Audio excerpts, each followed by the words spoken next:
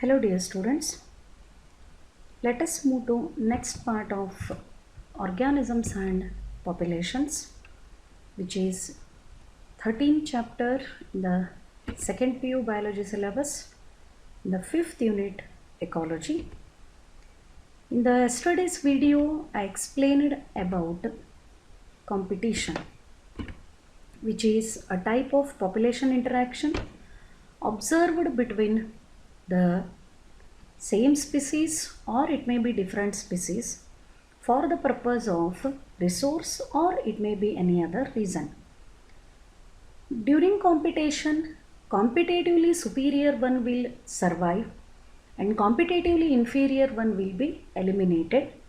That is why there is a harm for both the type of species which are interacting through the competition. Sometimes for the purpose of resource, the competition is observed among unrelated species.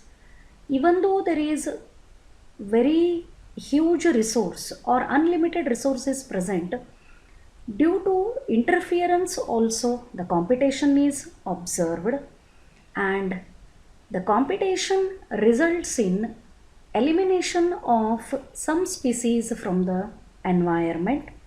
It is also responsible for restriction of some species, small population in one geographical area, which is because of competitive release.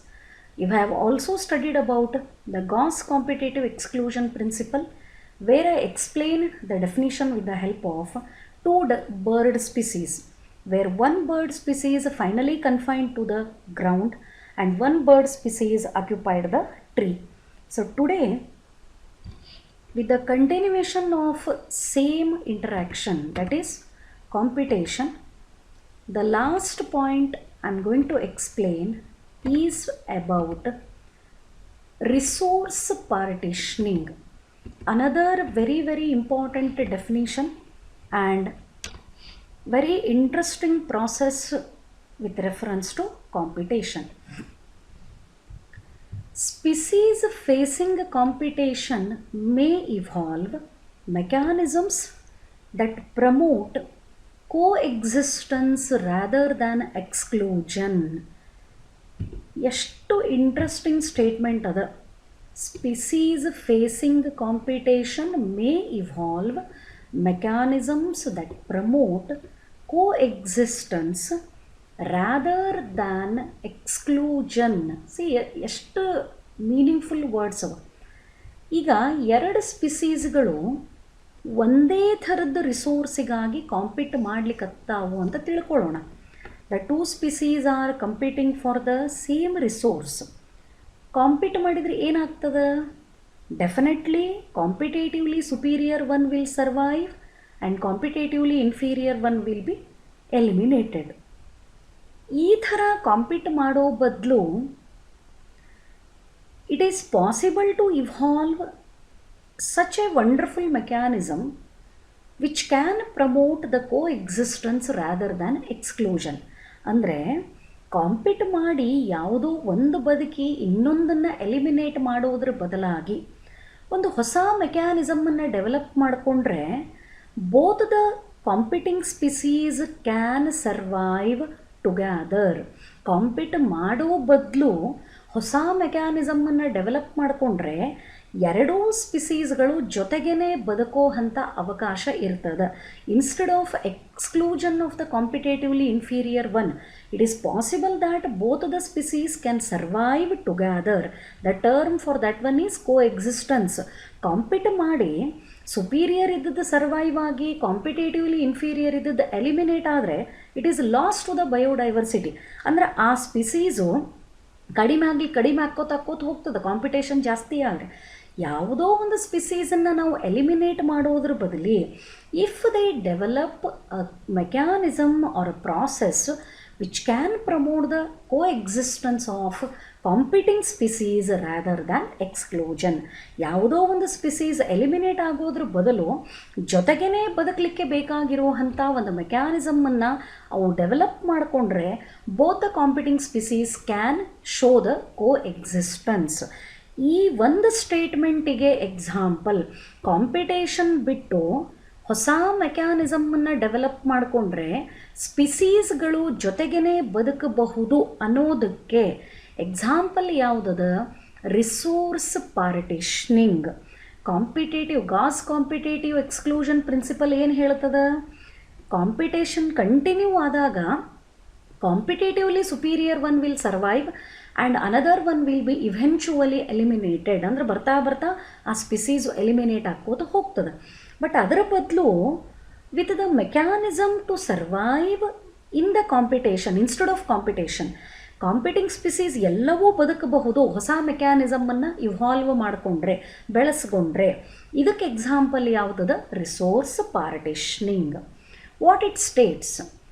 Resource partitioning. See, if two species compete for the same resource, they could avoid competition by choosing different times for feeding or different foraging patterns. ಎಷ್ಟು ನೀಟಾಗಿ definition ಹೇಳ್ತದೆ. If two species compete for the same resource, ಈಗ ಎರಡು ಸ್ಪಿಸೀಸ್ಗಳು ಒಂದೇ ರಿಸೋರ್ಸಿಗಾಗಿ compete ಬಡ್ದಾಡ್ಲಿಕ್ಕತ್ತಾವು ಅಂತ ಇಟ್ಕೊಳ್ಳೋಣ. They could avoid the competition. Resource partitioning ಪ್ರಕಾರ ಅವು ಕಾಂಪೀಟ್ ಮಾಡೋದನ್ನು ಬಿಟ್ಟು ಏನು ಮಾಡಬಹುದು? ಒಂದೇ ರಿಸೋರ್ಸನ್ನು ಬೇರೆ ಬೇರೆ ಟೈಮಿಗೆ ಫೀಡ್ ಮಾಡಬಹುದು. ಅಂದ್ರೆ ರಿಸೋರ್ಸ್ ಅಲ್ಲೇ ಇರ್ತದೆ, ಎರಡೂ ಒಟ್ಟಿಗೆ ಹೋಗಿ ಫೀಡ್ ಮಾಡ್ಲಿಕ್ಕತ್ತು ಅಂತಂದರೆ definitely there will be competition.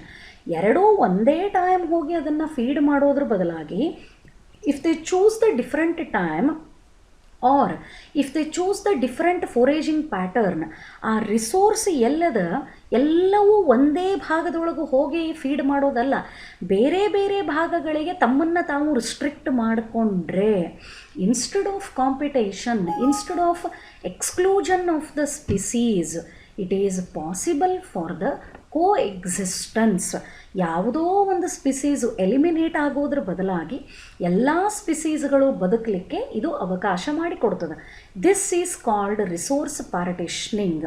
And for this one wonderful example is given by MacArthur. MacArthur showed that 5, here that V is missed, 5, please make it clear, 5 closely related, this is FIVE, V is missing here, so this is 5. MacArthur showed that 5 closely related species of warblers. What are these warblers? They are sparrow-like small birds. ಗುಬ್ಬಿ ಥರದ್ದು ಸಣ್ಣ ಸಣ್ಣ ಪಕ್ಷಿಗಳು. ಇಲ್ಲಿ 5 ಇಮೇಜ್ಗಳನ್ನು ನಾನು ಹಾಕಿನಿ. And all these are the warbler species. Warblers living on the same tree were able to avoid competition and coexist due to the behavioral difference in their foraging activities. How wonderful sentence or example it is. ಈ resource ಪಾರ್ಟಿಷನಿಂಗ್ಗೆ MacArthur ಒಂದು ಎಕ್ಸಾಂಪಲನ್ನು ಹೇಳ್ತಾರೆ. ಒಂದೇ ಗಿಡದೊಳಗೆ 5 ಬೇರೆ ಬೇರೆ ಥರದ್ದು ವಾರ್ಬ್ಲರ್ಸು ಬದುಕ್ತಿದ್ದು. Why they are not competing? Of course they are competitors. Even though they are of warbler group, ಅವು warbler ಸ್ಪಿಸೀಸ್ಗಳೇ ಅವ. But ಅವು ಕಾಂಪೀಟ್ ಮಾಡಬಾರ್ದಂತ ಏನಿಲ್ಲಲ್ಲ, ಅವು ಕಾಂಪೀಟ್ ಮಾಡೋದ್ರ ಬದಲಾಗಿ ಅವು ಏನು ಮಾಡ್ಲಿಕ್ಕತ್ತಿದ್ದು? They have shown the resource partitioning. ಏನು ಹೇಳ್ತಾರೆ MacArthur? According to MacArthur, the 5 species of warblers, they have selected part of the tree. ಒಂದೇ ಒಂದು ಗಿಡದೊಳಗೆ ಕೆಲವು ಪಾರ್ಟ್ಗಳನ್ನು ತಮ್ಮ ಪೋರ್ಷನ್ ಅಂತ ಹೇಳಿ ಸೆಲೆಕ್ಟ್ ಮಾಡಿಕೊಂಡು ಅಲ್ಲಿ ಮಾತ್ರ ಫೀಡ್ ಮಾಡ್ತಿತ್ತು. And they have coexisted, ಜೊತೆಗೇ 5 ಸ್ಪಿಸೀಸ್ಗಳು ಜೊತೆಗೇ ಬದುಕಿದು because of behavioural differences in their foraging activities. How many species? he explained 5 warbler species. 5 ಸ್ಪಿಸೀಸ್ಗಳು ಒಂದೇ ಪ್ಲಾಂಟ್ ಒಳಗೇ ಫೀಡ್ ಮಾಡ್ತಿದ್ದು. But they never competed. ಅವು ಒಂದಕ್ಕೊಂದು ಕಾಂಪೀಟ್ ಮಾಡಲೇ ಇಲ್ಲ. ಮತ್ತು ಹೆಂಗೆ ಬದುಕಿದು? Instead of competition they existed, they coexisted, ಜೊತೆಗೆ ಬದುಕಿದು. ಹೆಂಗೆ? By resource partitioning.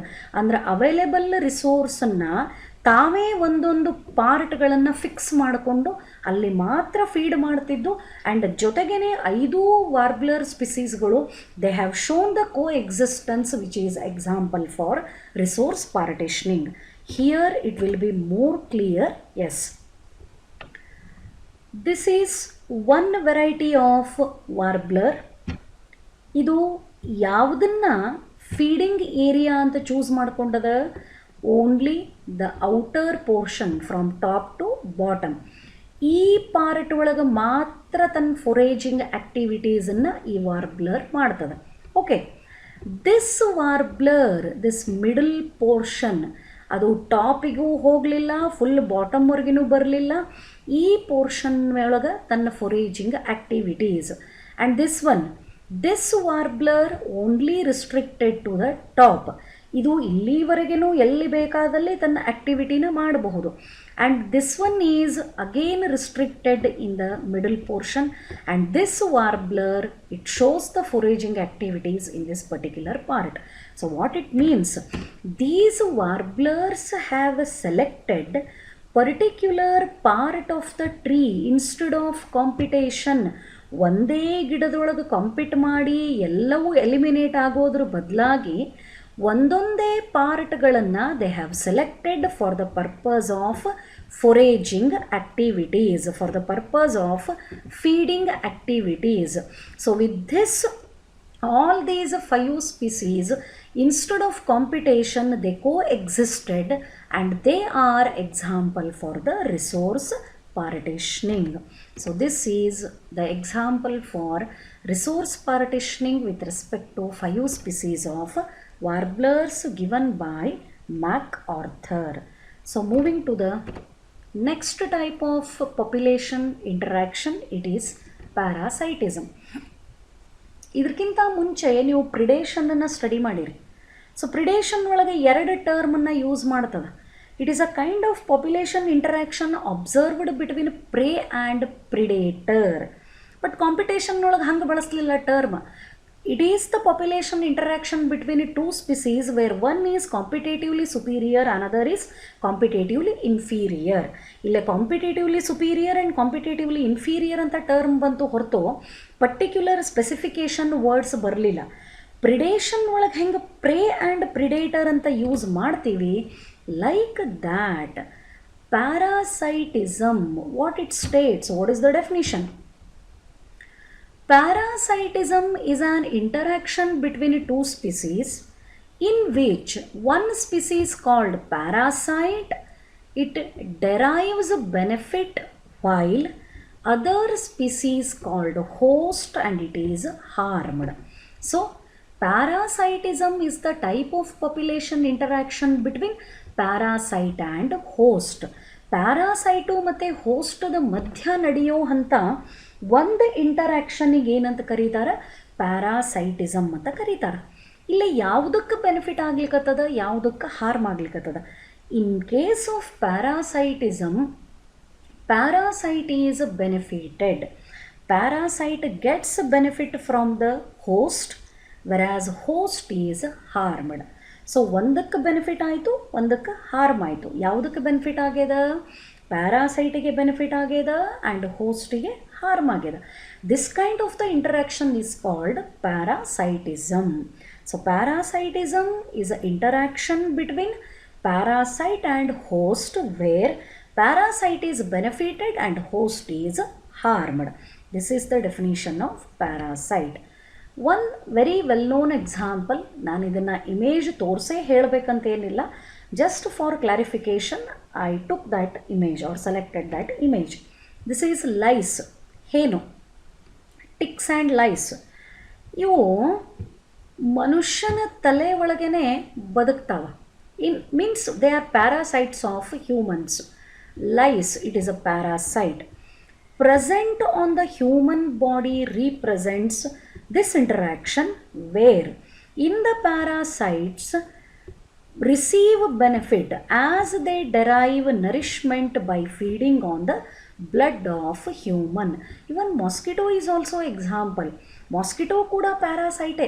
ನಮಗೆ ಕಚ್ಚುತ್ತದೆ, ನಮ್ಮ ಬಾಡಿ ಒಳಗಿರೋ ಬ್ಲಡ್ಡನ್ನು ಸಕ್ ಮಾಡ್ಕೋತದ, ಆ್ಯಂಡ್ ಅದನ್ನು ಯೂಸ್ ಮಾಡಿಕೊಂಡು ಬದುಕ್ತದೆ. ಹೊಳ್ಳಿ ನಮಗೆ ಬೇರೆ ಬೇರೆ ಡಿಸೀಸ್ಗಳನ್ನು ಕಾಸ್ ಮಾಡ್ತದೆ, ಬೇರೆ ಬೇರೆ ಡಿಸೀಸ್ ಕಾಸಿಂಗ್ ಪ್ಯಾರಾಸೈಟ್ಗಳನ್ನು ನಮ್ಮ ಬಾಡಿ ಒಳಗೆ, ಮೈಕ್ರೋಬ್ಗಳನ್ನು ನಮ್ಮ ಬಾಡಿ ಒಳಗೆ ಟ್ರಾನ್ಸ್ಫರ್ ಮಾಡ್ತದೆ.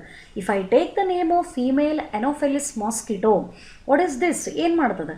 Female Anopheles mosquito when it sucks the humans, ಮನುಷ್ಯನಿಗೆ ಕಚ್ಚಿದಾಗ ತಾನು ಬ್ಲಡ್ಡನ್ನು ಸಕ್ ಮಾಡ್ಕೋತದೆ. First of all it is also parasite.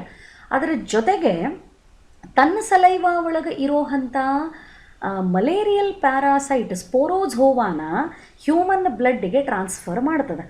ಮಾಸ್ಕಿಟೋಕ್ಕೆ benefit ಆಗ್ಲಿಕ್ಕತ್ತದ, ಇದು ಬ್ಲಡ್ಡನ್ನು ಸಕ್ ಮಾಡ್ಲಿಕ್ಕತ್ತದ ನಮ್ಮ ಬಾಡಿಯಿಂದ. ಬಟ್ ಇಂಟರ್ನ್ ಹ್ಯೂಮನ್ಸಿಗೆ ಅದು ಏನು ಟ್ರಾನ್ಸ್ಫರ್ ಮಾಡ್ತು? ಆ ಪ್ಯಾರಾಸೈಟ್, ಮಲೇರಿಯಲ್ ಪ್ಯಾರಾಸೈಟನ್ನು ನಮ್ಮ ಬಾಡಿ ಒಳಗದು ಟ್ರಾನ್ಸ್ಫರ್ ಮಾಡ್ತದೆ.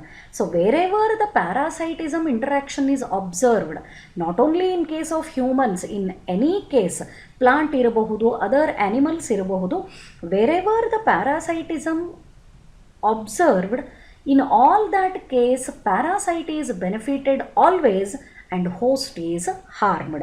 This, you keep this in your mind. Okay, so moving to the next one. See, many parasites have evolved to be host specific. That means they can parasitize only a single species of host. ಎಷ್ಟು evolved ಅಥವಾ developed ಅಂತ ವಿಚಾರ ಮಾಡಬೇಕು ನಾವು. Human body is most complicated, we are most superior ಅಂತ ನಾವು ತಿಳ್ಕೊಂಡಿವಿ. But we are all familiar with the hazardous effect of this corona virus. What is that? It is also a disease causing organism. Body ಒಳಗಿದ್ದರೆ ಮಾತ್ರ living ಕಂಡೀಷನಿಗೆ ಬರೋ ಅಂಥ ಒಂದು ಮೈಕ್ರೋಬಿಗೆ ಇಡೀ world 1 ವರ್ಷ ತೊಗೊಳ್ತು ವ್ಯಾಕ್ಸಿನನ್ನು ಡಿಸ್ಕವರ್ ಮಾಡೋಕ್ಕೆ. ಇಷ್ಟು ಸೈನ್ಸ್ ಅಡ್ವಾನ್ಸ್ ಇದ್ರೂ ಕೂಡ ಸಮ್ಟೈಮ್ಸ್ ನನಗೆ ಕ್ವಶನ್ ಅನ್ನಿಸ್ತಿರ್ತದೆ, whether man is more evolved or the parasites are more evolved. ನೋಡಿರಿ, ನಾವು ಎಷ್ಟು ಮೆಡಿಸಿನನ್ನು ಕಂಡು ಹಿಡಿದ್ರೂ ನೇಚರ್ ಒಳಗೆ ಹೊಸ ಹೊಸ ಡಿಸೀಸ್ ಕಾಸಿಂಗ್ ಆರ್ಗ್ಯಾನಿಸಮ್ಸ್ ಹುಟ್ಟುತ್ತಾನೇ ಇರ್ತಾವೆ. ಹೊಸ ಹೊಸ disease causing organisms always they challenge the man, show your talent. ಏನಾಗ್ಯದ ಅಂತ ಇಮ್ಮಿಡಿಯೇಟಾಗಿ ಯಾವುದಕ್ಕೂ ಮೆಡಿಸಿನನ್ನು ಸ್ಟಡಿ ಮಾಡಲಾರ್ದೆ, ಡಿಸ್ಕವರ್ ಮಾಡಲಾರ್ದೆ 1 or 2 days, 1 week, 1 month ಒಳಗೆ ಪ್ರೊಡ್ಯೂಸ್ ಮಾಡೋಕ್ಕಾಗೋದೇ ಇಲ್ಲ. ಅಂದರೆ ಎಷ್ಟು ಈ ಡಿಸೀಸ್ ಕಾಸಿಂಗ್ ಆರ್ಗ್ಯಾನಿಸಮ್ಗಳು, ಪ್ಯಾರಾಸೈಟ್ಗಳು ಇವಾಲ್ವ್ ಆಗ್ಲಿಕ್ಕತ್ತಾವ, ಅಂದರೆ ಜೀವ ವಿಕಾಸ ಹಾಗೆ ಅದರದ್ದು ಡೆವಲಪ್ಮೆಂಟ್ ಆಗ್ತಾನೆ ಹೋಗ್ಯದ. ಇವನ್ though they R microscopic, even though they are very minute, but they show continuous evolution and most of them are host specific. ಅಂದರೆ ಇಂಥದಕ್ಕೇ ಡಿಸೀಸ್ ಕಾಸ್ ಮಾಡಬೇಕು, ಆ ಹೋಸ್ಟ್ ಸಿಕ್ಕರೆ ಮಾತ್ರ ಅದು ಡಿಸೀಸನ್ನು ಕಾಸ್ ಮಾಡ್ತದೆ. ಅಷ್ಟರ ಮಟ್ಟಿಗೆ host specificity can be observed in the parasites. Then both host and parasite tend to coevolve. ಅಂದರೆ ಯಾವಾಗ ಹೋಸ್ಟ್ ಬಾಡಿ ಒಳಗೆ modifications or I can say developments, superior changes ಆಗ್ತಾ ಬಂದಾವ, ಆವಾಗಲೆಲ್ಲ the parasite has to evolve the mechanism to counteract and neutralize them in order to successful with the same host species. ನೋಡ್ರಿ ಎಷ್ಟು interesting point ಅದ. ಈಗ ಯಾವುದೋ ಒಂದು ಪ್ಯಾರಾಸೈಟಿಗೆ ಒಂದು ಹೋಸ್ಟು ಸ್ಟ್ರಾಂಗ್ ಆಗಿ ಡೆವಲಪ್ ಆಗ್ಯದ ಅಂತ ತಿಳ್ಕೊಳ್ಳೋಣ. ಈಗ ನಾವು DDTನ ಸ್ಪ್ರೇ ಮಾಡ್ತೀವಿ ಹುಳ ಸಾಯ್ಲಿ ಅಂಥೇಳಿ, ಬಟ್ ಎಷ್ಟು ಸ್ಟ್ರಾಂಗ್ ಆಗ್ಯಾವ ಹುಳುಗಳಂದರೆ DDT ಸ್ಪ್ರೇ ಮಾಡಿದ್ರೂ ಏನಾಗ್ಲಾರ್ದವ್ರಂಗೆ ಹಾರಿ ಬಂದು ಆರಾಮಾಗಿ ಬದುಕ್ತಾವ. ನಾವು ಎಷ್ಟೇ ಹೊಸ ಮೆಕ್ಯಾನಿಸಮ್ಗಳನ್ನು ಡೆವಲಪ್ ಮಾಡಿಕೊಂಡ್ರೂ ಕೂಡ ಯಾವಾಗ ಹೋಸ್ಟ್ ಬಾಡಿ ಒಳಗೆ ಮಾಡಿಫಿಕೇಷನ್ ಆಗ್ಯದ, ಪ್ಯಾರಾಸೈಟನ್ನು ರಿಜೆಕ್ಟ್ ಮಾಡೋಕ್ಕೆ, ಪ್ಯಾರಾಸೈಟಿಂದ ಇನ್ಫೆಕ್ಷನ್ ಆಗಬಾರ್ದು ಅಂತ ಹೇಳಿ, for how many times host has undergone the modification, ಅವಾಗಲೆಲ್ಲನೂ the parasite has also undergone the modification and it has become more stronger to infect the same host. Host ಒಳಗೆ ಯಾವಾಗ evolution ಆಗ್ಯದ, changes ಆಗ್ಯದ, ಅವಾಗಲೆಲ್ಲ parasite ಒಳಗೆ ಇನ್ನೂ ಹೆಚ್ಚಿನ changes ಆಗ್ಯಾವ. That is why the parasites are more stronger and they are able to infect the host as they show the co-evolution and they are host specific. So ಈ ಪ್ಯಾರಾಸೈಟ್ಗಳು ಎಷ್ಟೇ minute ಇರಲಿ, ಎಷ್ಟೇ microscopic ಇರಲಿ, they show the host specificity. ಅಂದರೆ ತನಗೆ ಬೇಕಾದಂಥ host ಸಿಕ್ಕರೆ ಮಾತ್ರ ಅದು ಇನ್ಫೆಕ್ಷನನ್ನು ಕಾಸ್ ಮಾಡ್ತದೆ. And along with the host the parasites they show the coevolution. Host body ಒಳಗೆ ಯಾವಾಗ ಎವಲ್ಯೂಷನ್ ಆಗ್ಯದ ಅವಾಗಲೆಲ್ಲ ಪ್ಯಾರಾಸೈಟ್ ಬಾಡಿ ಒಳಗೂ ಆ ಎವಲ್ಯೂಷನ್ಗೆ ತಕ್ಕಂತೆ ತನ್ನ ಬಾಡಿನೂ ಕೂಡ ಚೇಂಜ್ ಮಾಡ್ಕೊಂಡದ. ಯಾವುದು? Parasite. Then moving to the next point. This one is very interesting and it is important also for 3 mark question. Adaptations in parasites. Host ಬಾಡಿನ ನಾವು ಪ್ಯಾರಾಸೈಟಿಗೆ ಕಂಪೇರ್ ಮಾಡಿದರೆ ಸಿಕ್ಕಾಪಟ್ಟೆ ದೊಡ್ಡದಿರ್ತದೆ. ನೀವು ಬೇಕಾದ್ದು ಪ್ಯಾರಾಸೈಟ್ಗಳನ್ನು ನೋಡ್ರಿ, ಯಾವುದಕ್ಕೂ ಲಾರ್ಜರ್ ಬಾಡಿ ಅನ್ನೋ ಥರದ್ದು ಇಲ್ಲವೇ ಇಲ್ಲ. All of them are having very small body. ಅಂಥ ದೊಡ್ಡ ಬಾಡಿ ಏನಿಲ್ಲ. ಹೋಸ್ಟಿಗೆ ಇಷ್ಟು ದೊಡ್ಡ ಬಾಡಿ ಇದ್ರೂ ಕೂಡ ಆ ಪ್ಯಾರಾಸೈಟಿಂದ ಎಸ್ಕೇಪ್ ಆಗಲಿಕ್ಕೆ ಆಗಲ್ಲ. ಸಸೆಪ್ಟಿಬಲ್. ಪ್ಯಾರಾಸೈಟು ಹೆಂಗೋ ಸಕ್ಸೀಡ್ ಆಗಿಬಿಡ್ತದೆ. ಸೊ ಇಲ್ಲೇ what are the adaptations shown by parasites? ಹೋಸ್ಟ್ದ ಜೊತೆಗೇ ಕೋ-ಇವಾಲ್ವ್ ಆಗ್ತದೆ ಅಂತ ಹೇಳಿದೆ. Along with the host it shows the host specificity. ಇಂಥದೇ ಹೋಸ್ಟ್ ಬೇಕು ಇನ್ಫೆಕ್ಷನಿಗಂತ ಸೆಲೆಕ್ಟ್ ಮಾಡ್ಕೋತದ ಅಂತ ಹೇಳಿದೆ. ಈಗ ಪ್ಯಾರಾಸೈಟ್ಸು ಇಷ್ಟು ಸಕ್ಸಸ್ಫುಲ್ ಆಗೋಕ್ಕೆ ಏನು ರೀಸನ್ ಅದ? What are the adaptations? They have modified their body in such a wonderful way they become more fit to infect the host. ಸಿಕ್ಕಾಪಟ್ಟೆ ಚೇಂಜಸ್ಗಳನ್ನು ಮಾಡಿಕೊಂಡು ಹೋಸ್ಟಿಗೆ ಒಟ್ಟ ಇನ್ಫೆಕ್ಷನ್ ಮಾಡಬೇಕು ಆ ರೀತಿ ಒಳಗೆ ಬಾಡಿನ ಅವು ಡೆವಲಪ್ ಮಾಡ್ಕೊಂಡವ. So what are the adaptations of parasites? Loss of the sense organs. Sense ಆರ್ಗನ್ಗಳೇ ಇಲ್ಲ, ಎಂಟೆನಾ ಥರದ್ದಿಲ್ಲ, ಯಾವ ಸೆನ್ಸ್ ಆರ್ಗನ್ಗಳನ್ನು ಇಟ್ಕೊಂಡಿಲ್ಲ. All the sense organs are lost in the parasites. Presence of adhesive organs or suckers to cling on the host. ನೋಡ್ರಿ, ಇಲ್ಲೇ leach ಅನ್ನೋವಂಥ ಒಂದು image, animal ಇಮೇಜನ್ನು ತೋರಿಸೀನಿ. ಇದಕ್ಕೆ ಜಿಗಣೆ ಅಂತ ಕರೀತಾರೆ. ಇದು ಒಂದು animal. This is belonging to annelida. ಇದು ಬ್ಲಡ್ಡನ್ನು ಸಕ್ ಮಾಡ್ತದೆ. ಇದು ಬ್ಲಡ್ ಸಕ್ ಮಾಡಬೇಕಾದ್ರೆ ಇದು ಮೊದಲು ಆ್ಯನಿಮಲ್ ಬಾಡಿಗೆ ಅಂದರೆ ಹೋಸ್ಟ್ ಬಾಡಿಗೆ ಅಂಟ್ಕೋಬೇಕು. ಅಲ್ಲೇ ಅಟ್ಯಾಚ್ ಆಗೋಕ್ಕೆ it makes the use of sucker. ಈ ಸಕ್ಕರ್ ಏನು ಕಾಣಿಸ್ತದೆ ಇಲ್ಲ ಸೆಂಟರ್ ಒಳಗೊಂದು ಹೋಲ್ ಕಾಣಿಸ್ಲಿಕ್ಕತ್ತದ. This is the mouth. ಈ ಮಾಸ್ಕಿಟೋಕ್ಕೆ ಹೆಂಗೆ ಉದ್ದನೇ ನೀಡಲ್ ಥರದ್ದು ಮೌತ್ ಪಾರ್ಟ್ ಇರ್ತದಲ್ಲ to penetrate through the skin. ಸೂಜಿ ಥರ ಅದು ನಮ್ಮ ಸ್ಕಿನ್ ಒಳಗೆ ಪೆನಿಟ್ರೇಟ್ ಮಾಡಿ ಆಮೇಲೆ ಬ್ಲಡ್ಡನ್ನು ಸಕ್ ಮಾಡ್ತದೆ. ಹಾಗೆ some parasites are having suckers to suck the blood. ಇದು ಎರಡು ರೀತಿ ಹೆಲ್ಪ್ ಮಾಡ್ತದೆ. It helps to attachment. Clinging ಅಂದರೆ ಅಟ್ಯಾಚ್ಮೆಂಟ್ ಅಂತ ಅರ್ಥ. ಸೆನ್ಸ್ ಆರ್ಗನ್ಸನ್ನು ಕಳ್ಕೊಂಡಾವ. ಸಕ್ಕರ್ಸು, ಹುಕ್ಸು ಇರ್ತಾವೆ ಕೆಲವೊಂದಕ್ಕೆ. ಈ hook is also present in some parasites for the purpose of attachment. And sucker ಎರಡಕ್ಕೂ ಹೆಲ್ಪ್ ಮಾಡ್ತದೆ for the purpose of sucking the blood as well as to attach. To cling ಅಂದರೆ to attach ಅಂತ ಅರ್ಥ. ಈ ಥರದ special ಸ್ಟ್ರಕ್ಚರ್ಗಳನ್ನು ನಾವು ಎಲ್ಲಿ ನೋಡ್ತೀವಿ? ಪ್ಯಾರಾಸೈಟ್ಸ್ ಒಳಗೆ ನೋಡ್ತೀವಿ. Then loss of digestive system. ಎದಕ್ಕೆ ಬೇಕು ಡೈಜೆಸ್ಟಿವ್ ಸಿಸ್ಟಮ್? ಡೈರೆಕ್ಟಾಗಿ ಬ್ಲಡ್ಡನ್ನೇ ಸಕ್ ಮಾಡ್ಲಿಕ್ಕತ್ತಾವ. ನಮ್ಮ ಬ್ಲಡ್ ಒಳಗೆ ಅಥವಾ ಅದರ್ ಆ್ಯನಿಮಲ್ಸ್ ಬ್ಲಡ್ ಒಳಗೆ ಏನಿರ್ತದೆ? ಆಲ್ರೆಡಿ ಡೈಜೆಸ್ಟೆಡ್ ಫುಡ್ಡೇ ಇರ್ತದೆ. So directly they take the nourishment. No necessity of digestive system. ಅಕಸ್ಮಾತ್ ಡೈಜೆಸ್ಟಿವ್ ಸಿಸ್ಟಮ್ ಇತ್ತು ಅಂತ ಇಟ್ಕೊಳ್ಳೋಣ, ಅವಾಗ ಬಾಡಿ ಸೈಜ್ ಏನಾಗ್ತಿತ್ತು? ಸ್ವಲ್ಪ ಲಾರ್ಜರ್ ಆಗ್ತಿತ್ತು. ಮೋಸ್ಟ್ ಪ್ರೊಬೆಬಲಿ ಅದು ಮೂಮೆಂಟಿಗೋ ಅಥವಾ ಬೇರೆ ಯಾವುದೋ ಪ್ರಾಸೆಸ್ಸಿಗೋ ಇಂಟರ್ಫಿಯರ್ ಆಗಬಹುದಿತ್ತು. ಅದಕ್ಕೆ ಬೇಡ, ಎದಕ್ಕೆ ಬೇಕು ಅಂಥೇಳಿ parasites they have lost the digestive system. And very important, they have a high reproductive capacity. Once it gets the proper host, ತನಗೆ ರಿಲೇಟೆಡ್ ಹೋಸ್ಟ್ ಸಿಕ್ತು ಅಂತ ಇಟ್ಕೋರಿ, once it enters into the body immediately it undergoes rapid reproduction. ಸಿಕ್ಕಾಪಟ್ಟೆ multiply ಆಕೋತ ಹೋಗ್ತದೆ. And one more image I have selected. It is of roundworm, ಜಂತು ಹುಳ. ಇದರೊಳಗೆ ಮೇಲು ಫೀಮೇಲು ಎರಡೂ ಇರ್ತಾವೆ. ಆ್ಯಂಡ್ ಇದು ದ ರೌಂಡ್ ವರ್ಮ್ ಅಥವಾ ಜಂತುಹುಳ, ಇದಕ್ಕೆ ಅಸ್ಕ್ಯಾರಿಸ್ ಲುಂಬ್ರಿಕಾಯ್ಡ್ಸ್ ಅಂತ ಕರೀತಾರೆ. ನೀವು ಆಲ್ರೆಡಿ ಇದನ್ನು ಹ್ಯೂಮನ್ ಹೆಲ್ತ್ ಆ್ಯಂಡ್ ಡಿಸೀಸಸ್ ಒಳಗೆ ಸ್ಟಡಿ ಮಾಡಿರಿ. This is also parasite. So parasites, what are the different adaptations observed in the parasites? Loss of sense organ, presence of adhesive organs or suckers to cling on the host body, loss of digestive system and high reproductive capacity. These are the adaptations found in the parasites. ಈಗ parasite ಒಂದು host body ಒಳಗೆ ಸೇರ್ಕೊಂತು ಅಂದರೆ ಏನು ಮಾಡ್ತದೆ?